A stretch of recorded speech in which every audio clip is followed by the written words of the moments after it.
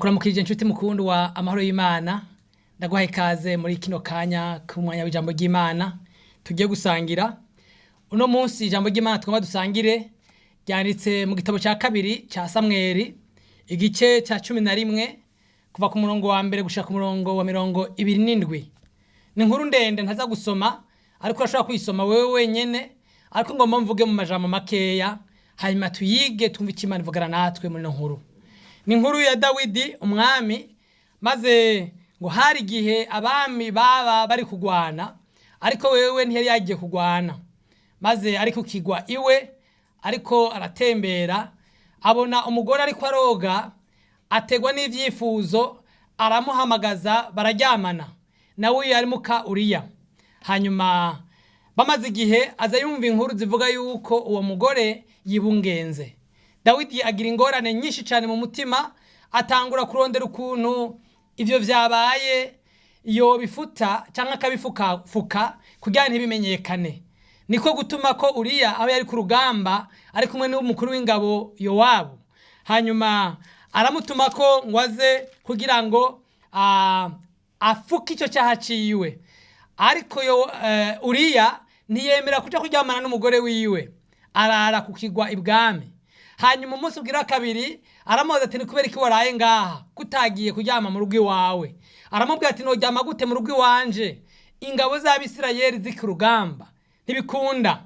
Maze ngo muha ibiboreza kugira ngo asinzire agire intege nke yemere kuryama mu rugo iwiwe. Niho mu nyuma yatabona yuko Uriya yanse kuryama mu rugo iwe. Hanyuma ivyo yari yateguye byo gufuka icyaha ciwe biranka. Hanyuma niho yaciye abonekana ikete mu gatondo yo gusubira ku rugamba ariko munukana ikete ryamucisha gatwe ryabwira Yowabu ati nimwagera ku rugamba mukabona bikomeye muze musubira inyuma ariko Uriya mumushira imbere kugira ngo urugamba rumuhitane. Hanyuma ni wambwira inkuru ngera vyagenze nzogutahura. Nuko Uriya yapfiriye ku rugamba kubwo iryo kete no kubwo umurongo Dawidi yatanze. Hanyuma tubona mu nyuma wa mugore avyara ariko wa mwana ntiyaramba ahava acarapfa. Niho Dawidi havuye acura muka Uriya. Hanyuma usomye mu bice bikurikira cyo cya 12 tubona Imana igenderera Dawidi iciye muri Natani umuvugishwa. Hanyuma Dawidi Imana ishimwe araca bugufi arihana. Ariko 13 tubona ivyago bitangura gushika mu muryango wa Dawidi. Icambere ni Amunoni yonona Tamari. Hanyuma mu nyuma Amunoni yononye Tamari haba guhanwa kwa Absalomu. Guhana Absalomu arihora yica Amunoni. Hanyuma Dawidi aramuhana amushira kure yiwe. Niho hanyuma mu nyuma tubona Absalomu agumuka na Dawidi umwami agomba gufata ubutegetsi. Iyi nkuru yerekana ingene umwami Dawidi yavuye ahantu yaramerewe neza amaze igihanesha intambara akorokera mu ngorane z'urudaca yahavuye asiga zikiriho. Amajambo tuba tuganira muri no nkuru avuga ingaruka zo kutihana. Imigani myinshi mu Kirundi irerekana ingene ingaruka z'ubukozi bw'ikibi zigenda canke ingene bigenda iyo umuntu adatoreye inyisho hakiri kare ikibazo ciwe. Hari imigani imwe ivuga ibibazo nk'ivyo. Bamwe bavuga bati wanka kugarura impene kiri hafi yarenga imirambi ukabira nkayo. Abandi bakavuga bati uwo rukarisha gwo mumwa. Nkuko twumva abakurambere baduhanura gutorera ibibazo inyishu hakiri kare niko na Bibiliya duhamagarira kwihana igihe cyose dutsinzwe n'ivyaha. Mbere Bibiliya hamwe ikacivuga ngo ufukafuka ibigabitanyo vyiwe ntazoronka umugisha ariko uvyihana akabiheba uwo niwe uvyihana akabiheba uwo niwe azobiharigwa. Rero ukutihana ivyaha kuzana ingaruka mbi mu buzima bw'umunyavyaha mu buzima bwawe na jewe. Ubuzima bwa Dawidi buratwereka ingaruka zimwe zizanwa n'ukutihana na nizo tugomba turabire hamwe. Ingaruka ya mbere nuko kutihana kuzana ugutsindwa. kutihana kuzana ugutsindwa. Ibyo tubibona ku murongo wa 6 gushika ku murongo wa 11, aho tubona Dawidi atumako kuri Yowabu ngo amurungikire umuheti yitwa Uriya, hanyuma kugira ngo amuryoshye amutume ajyama mu rugo rwiwe afuka icyaha cyiwe cy'ubusambanyi, ariko tukabona Uriya yanka kugendera muri iyo ngendo. Reka turabe wumvirize. Havuga ngo maze Dawidi atuma kuri Yowabu ati ndungikira wa muheti Uriya. Nuko Yowabu acarungika Uriya kwa Dawidi. Uriya amushikiriye, Dawidi amubaza inkuru za Yowabu, izo ingabo nuko bigenda mu ntambara. Maze Dawidi aramubarira ati manuka uje iwawe woga ibirenge. Nuko Uriya asohoka mu ngoro y'umwami, bamukurikiza ingabire agabiwe n'umwami. Ariko Uriya yirarira hamwe n'abakozi ba shebuja bose mu rwinjiriro rw'ingoro y'umwami, ntiyamanuka ngo aje iwe. Maze babariye Dawidi bati erega Uriya ntiyatashe imuhira. Dawidi acabaza Uriya ati mbega ntiwari uvuye ku rugendo, none kutagiye kurara iwawe? Uriya yishura Dawidi ati isanduku ry'Imana Abisirayeli n'Abayuda ko barara mu mahema, kandi databuja Yowabu n'abantu bawe databuja bakaba bacumbitse mu gahinga. None jewe ngende iwanje nirire ninywere ndarane n'umugore wanje? Ndakurahiye eka ni wewe ndahiro nyene sinobikora. Ugutsindwa n'urubanza mu mutima nk'ingaruka y'icyaha ni ukuvuga iki? Ni igihe wiyagiriza mu mutima, ni igihe wumva ucitse intege kubwo ikintu kibi wakoze, kubw'icyaha wakoze. Dawidi amaze gukora icyaha cy'ubusambanyi yaciye yumva ko umugore wa Uriya yasamye inda, ntiyasubiriye kuronka amahoro mu mutima wiwe. Yaciye abura amahoro naho yari umwami. Ayo mahoro yabujijwe n'iki? Yabujijwe n'icyaha. Icyaha ikihe? Icyaha cy'ubusambanyi. Yaciye atuma Uriya kugira ngo agerageze kwiha amahoro mu gufasha gufuta ivyemezo k'umwana ari uwa Uriya. Byanse ko ahenda Uriya, ubwo ruhagarara rwarabandanije gushikaho yiyumvira gukora ikibi cyo kwica. Turabibona nitwabandanye ino nkuru.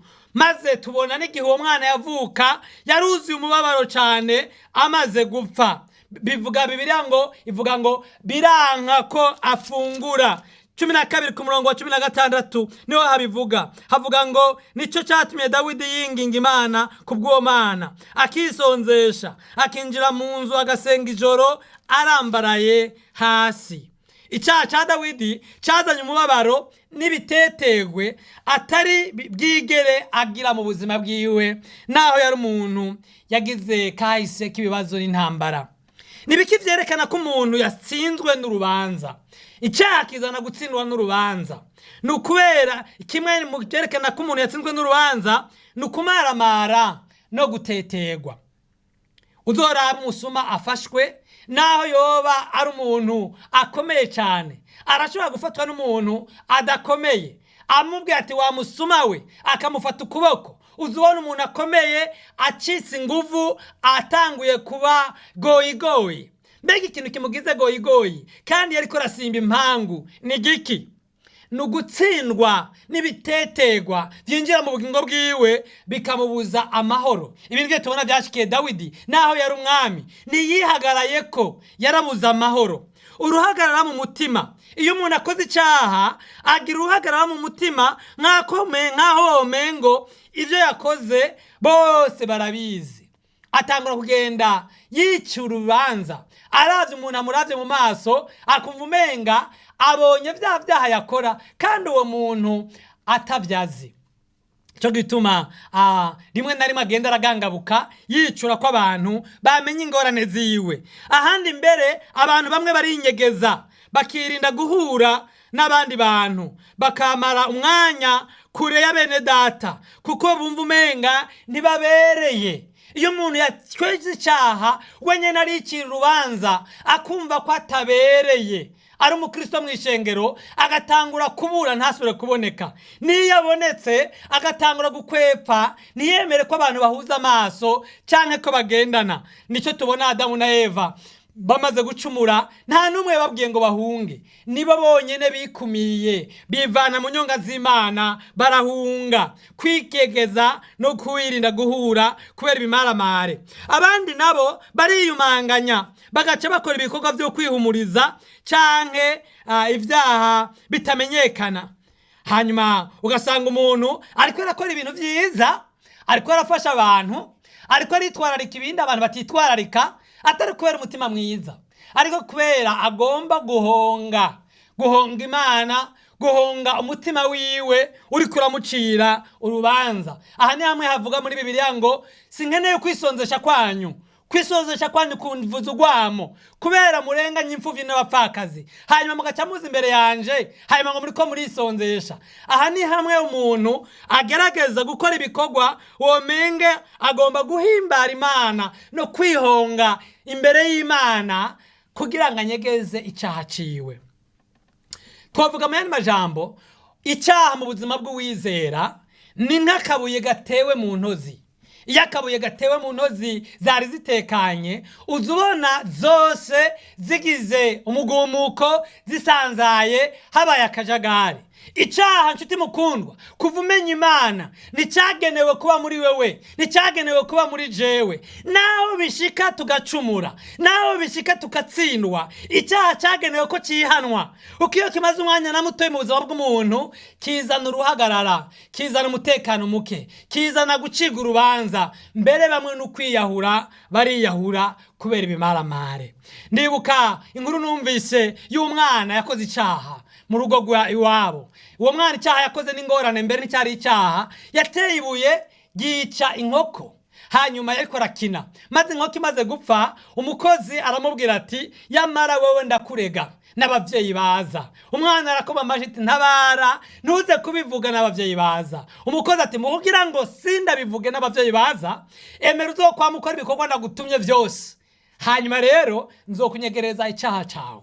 Nuko uwo mwana ahinduka umuja w'umukozi wo muhira. Nukuvuga iki? Yama mutuma ibikorwa bamutumye byose bigoye, yamutuma kuvoma, yamutuma gusenya, yamutuma ibintu byose bitumwa abakozi. Igihe cyose yanse cyamubwira ati ya nkoko urayibuka.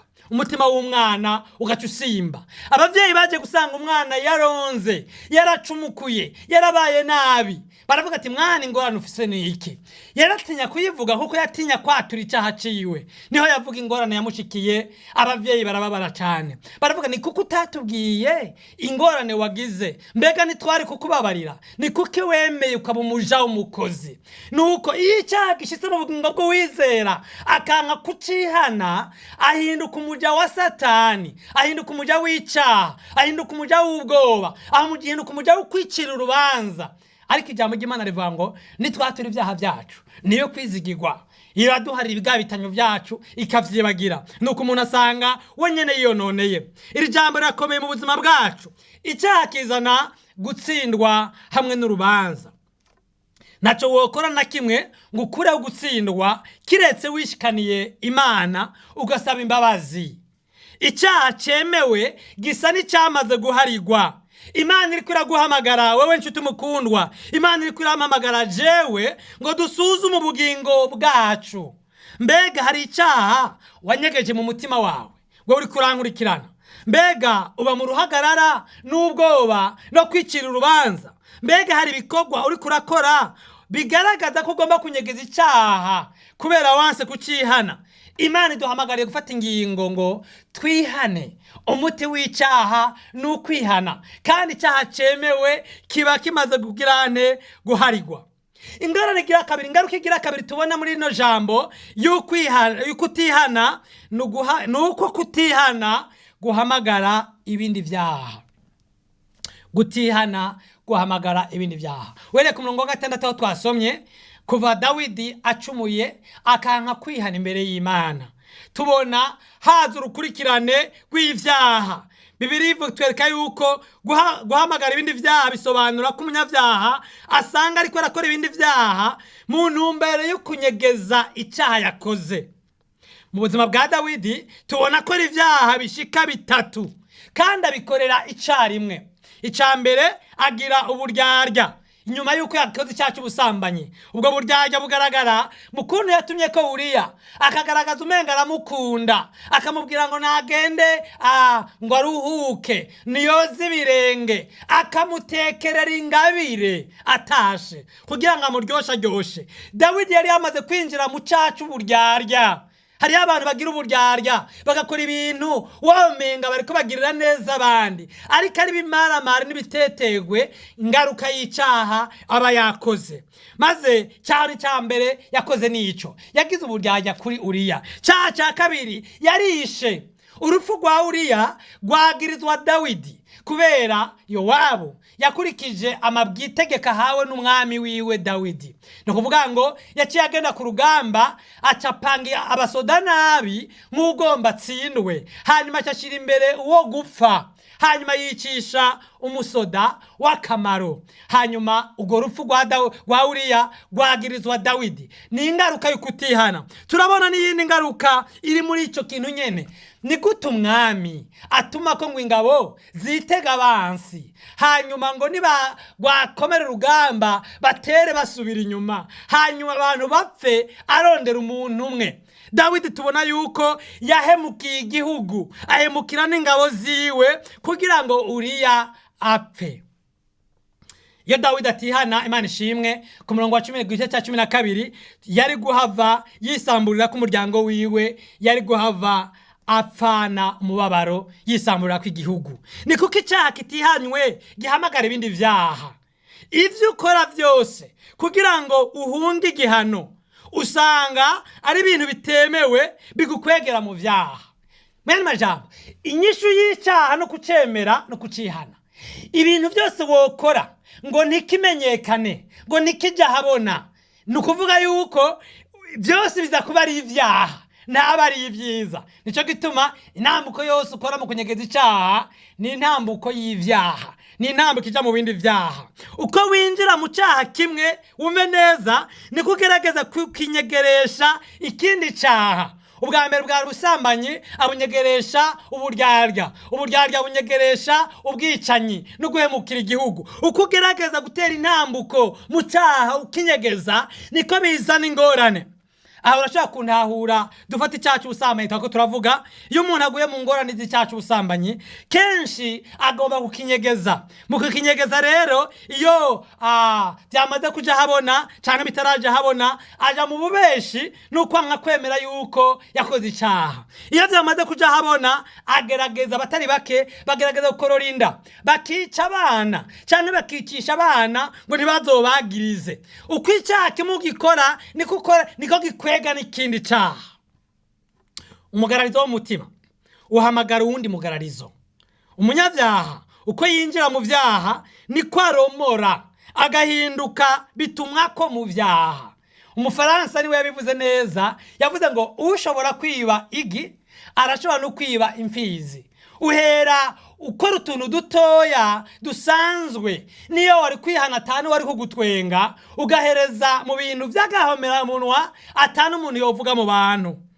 Uburyo bumwe bwotuma ubwo rukwegane rw'ivyaha ruhagarara ni kimwe gusa, ni ukwihana. Ni ukutemera ko hagira ikintu na kimwe kiba muri wewe kitajanye n'ubugombe bw'Imana. Ni ukutemera ku munsi n'umwe worenga mwemu w'Imana ariko arakwagiriza mu mutima ukabigenderako. Ni ukutemera ko n'umunsi n'umwe wirengagiza ukigira uwejo kandi hari ahantu watsinzwe. Numvise iyindi nkuru y'umuntu yagurishije inzu, hanyuma amaze kugurisha inzu asigaza umusumari mu nzu. Hanyuma nyene inzu yari igurisha amuga ati, iyi nzu yose ni gwawe, impapuro z'inzu zose ndaziguhaye, mugu uyu musumari wo mu nzu ndawukunda cyane, uwundekere. Ati none umusumari wampaye byose ukampa cyane cyane n'impapuro, hari ingorane? Umunsi wa mbere wa mugabo yagurisha inzu araza, afata inkofero yiwe ayishira ku musumari mu nzu. Hanyuma nyene inzu aravuga ati, mbega usigaye ubuka impuzu zawe mu nzu wanje? Ati raba neza amasezerano, avuga ko inzu ari gwawe ariko umusumari ni gwanje. Undi munsi aragaruka azana imbwa mu nzu. Aronga avuga ati, mbega rwabaye uruhongore rw'ibikoko vyawe. Ati oya, raba neza amasezerano avuga ko inzu ari rwawe, ariko umusumari ni gwanje. Imbwa iri ku musumari ntiziritse. Ya mbwa iteba ipfira mu nzu, iranuka, wa mugabo ahava arahunga inzu kandi yari yiwiwe. Ni ukuvuga iki? Iyo unyegeje icyaha, ibanga ryawe na Satani mu bugingo bwawe, nta mahoro bizokuzanira atari akaga. Iri jambo ni jambo ridasanzwe kandi ritwerekeye twese nk'abizera. Kutihana ibyaha guhamagara ibindi vyaha. Imana iriko iratwibutsa ko atawundi muti wo guhagarika ubwo rukurikirane rw'ivyaha kiretse kuvyihana uyu munsi nyene. Iyi saha nyene turiko turaganira ijambo ry'Imana. Abarundi nabo barayamaze bati intarabona ibwirwa nuko amaso atukuye. Igihe cyose mwema kwagirije icaha, namba nuba ariko rakwagiriza akwibutsa ivyo wirengagije, emera wature, emera wihane, emera uce bugufi kugira ngo ubwo rukurikirane rw'ivyaha rwo kubura amahoro guruhagarara uruhagarike. Ingaruka ya gatatu tubona muri kino nkuru ya Dawidi, yoyo tuyibona rero mu gice cya kabiri, cya 12, cya 13, ni cya 14, cya 15, abagomba muzobana muhasoma, nuko kutihana kuzana umuvumo mu buzima. Uretse ko kuzana gutsindwa, kukazana ibindi vyaha, kurazana umuvumo. Umuvumo ni ingaruka n'ingorane zaduka mu buzima bw'umuntu canke mu muryango nk'inkurikizi z'ibibi yakoze. Kuva Dawidi aguye mu vyaha, umuvumo waciye winjira mu rugo rwiwe. Unkurikirane neza nshuti mukundwa, ntiyari yabwiyumvira. Murabe mu buzima bwa Dawidi, urugo rwiwe rwarimwe umugisha, ariko kuva akoze icaha ntacihane, umuvumo uburinjiye. Utubona umuvumo hehe? Mbona ubusambanyi nyene bwa Dawidi, bwa bundi yakora, bwandukira umuhungu wiwe Amunoni mu gihe cya 13, yifuza mushikiwe Tamari. Uwo muryango w'ubusambanyi n'umuvumo w'ubusambanyi wuguruwe na Dawidi wenyene ubwiwe. Tubona Amunoni ahava abizira. Ubundi muryango weke bwa kabiri, nkuko Dawidi yishe Uriya, tubona ubwicanyi bwinjira mu nzu kwa Dawidi. No kuvuga iki? Amunoni amaze konona Tamari, musaza wa Tamari Abusalomo, yarashavuye ahava yica Amunoni. Icyaha cy'ubusambanyi kikwega ic'ubwicanyi nkuko vyagenze mu buzima bwa Dawidi.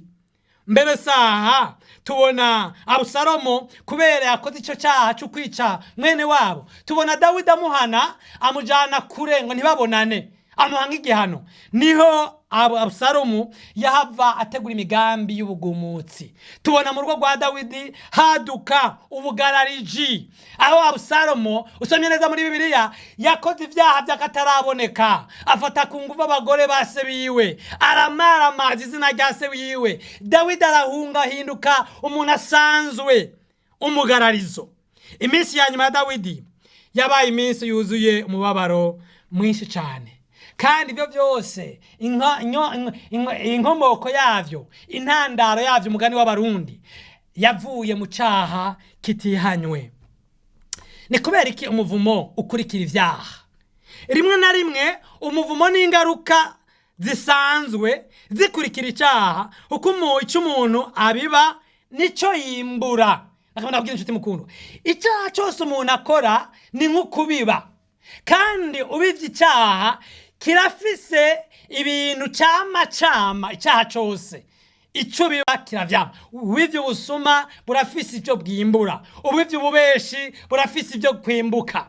Rero icyaha conona urutonde.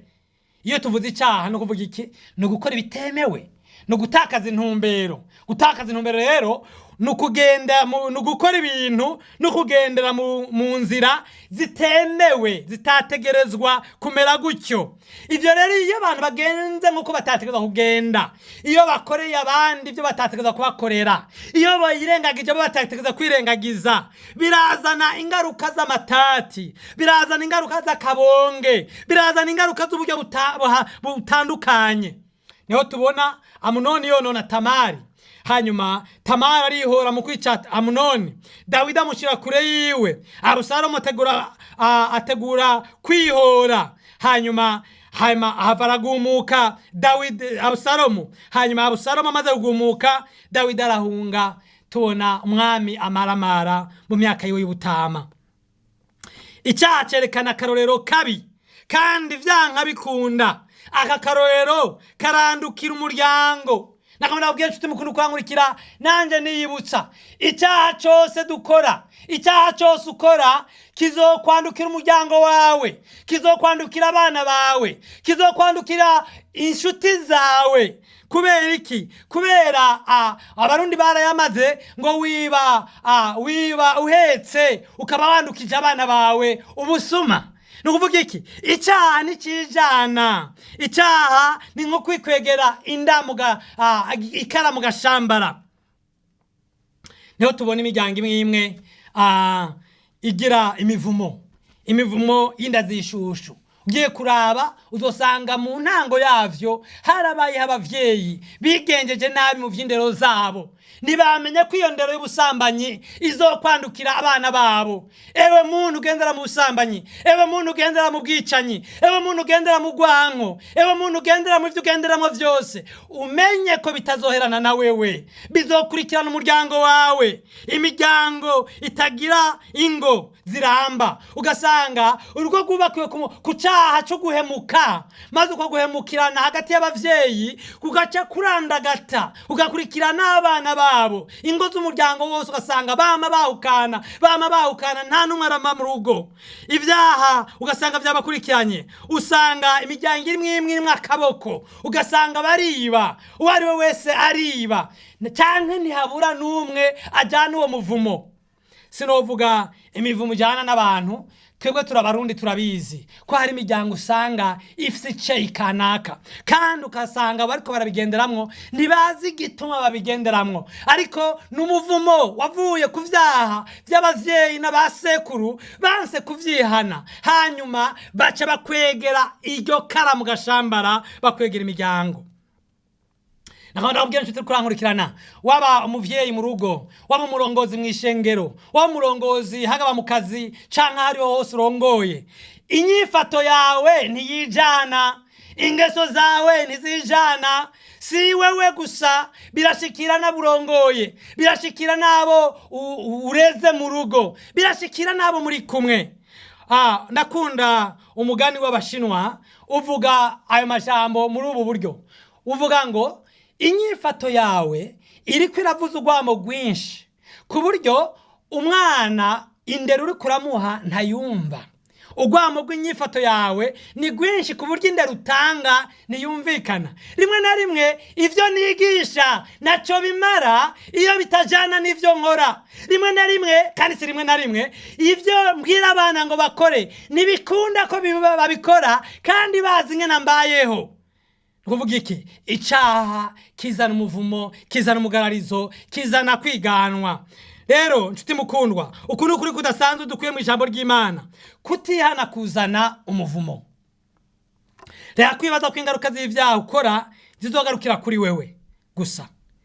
Ibuka ko inyifato yawe umunsi ishobora kwinjira mu muryango, ukazosigara uri mu ngorane nyinshi cyane. Ntimuzimire, Imana nicokogwa. Uko icyo umuntu abiba cyose arico azokwimbura. Niko ijambo ry'Imana ritubwira mu Bagalatiya. Icyo umuntu abiba cyose niko azokwimbura. Nkuko umuntu abiba urukundo, abiwe bazokwimbura urukundo, niko ubiba urwanko, abiwe bazokwimbura urwanko. Niko ubiba ubusuma, abiwe bazokwimbura ingaruka zavyo. Imana iduhamagara kudafata ibisanzwe icyaha, Imana iduhamagarira kudafata bisanzwe icyaha, ariko bishitse umuntu akakigwa kumwo, two kwihutira kucihana.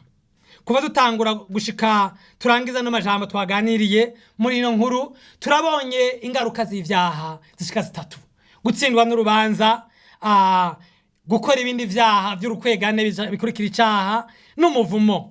Uno muco uturasiye w'ijambo ry'Imana ukwiye gutuma tuvavanura n'ingeso yo guhishahisha ivyaha.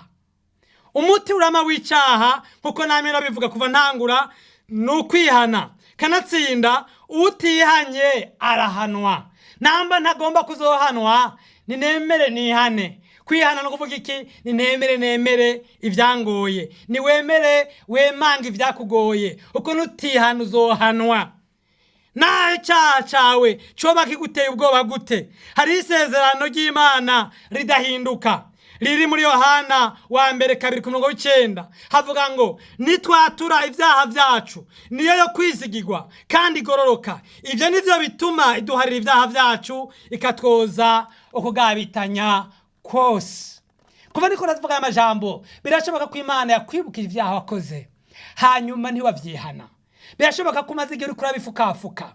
Birashoboka ko mbere ugeze ahantu muri ibi bimenyetso vy'ivyaha twabaye vy'ingaruka vy'icyaha bimaze gushikako. Uri mu gutsindwa, uri mu kurikirane rw'ivyaha, canke uri ahantu ufise umuvumo mu vy'ukora no mu muryango wawe. Nagomba wumva ijambo ry'Imana ntirije kugucira urubanza gusa, rije kukwigisha, rije kukugarura ngo ugaruke ku muremyi wawe wihane. Dawidi tubona yihana naho ingaruka zaje zarabaye nke kuko yari yemeye kwihana. Mbega birashoboka ko watura icyaha cawe.